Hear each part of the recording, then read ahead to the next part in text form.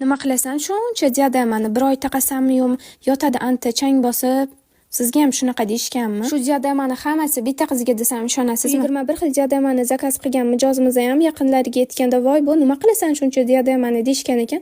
Ularni hammasiga bir xil javob berdim deb aytib o'tdilar. Men umrim davomida faqatgina bir marta kelin bo'laman. Bunaqa esda qolarli, baxtli kunlarimni oddiy o'tkazib yubormoqchiman. O'zi aksessuarlar menga juda ham yoqadi. Sizni Instagramda ko'rib, diademalaringizni yaxshi ko'rib qolib, sirazi zakaz qilib yubordim, o'ylab o'tirmasdan. Bu diademalarimni har kuni har xil qilib ko'ylarimga moslab, kelin bo'lib tushgan uyimda chiroyli bo'lib yurmoqchiman. Biza qo'sh kelin bo'lib tushamiz, bo'lajak o'sinim bilan hozirdan yaxshimiz, bir-birimizni hurmat qilamiz, bir-birimizni yaxshi ko'ramiz, oramizda saniki, maniki degan narsalar bo'lmaydi. Xudo xolasa shu diademalarimizni ham almashib birga har xil qilib taqib yuramiz deb aytdilar. Men bu mijozimizga eng baxtli kelinlardan bittasi bo'lishlarini tilab qolaman. O'zi aslida oddiy bitta qizni kelin qilib ko'rsatadigan narsalar shu o'zimizning milliy atlas, adras kiyimlarimiz va har xil aksessuar, diadema, tilla qoshlarimiz deb o'ylayman. Bu ikkalasi bir-birini to'ldirib turadi, chunki diademani o'zini taqib milliy kiyim kiymasangiz juda ham g'alati turadi, yoki milliy kiyim kiyib unga chiroyli aksessuar yarashtirib taqolmasangiz, bu ham sal kelinlik obrazingizni ochib bera olmaydi. Men o'ylaymanki, har bitta qizimizda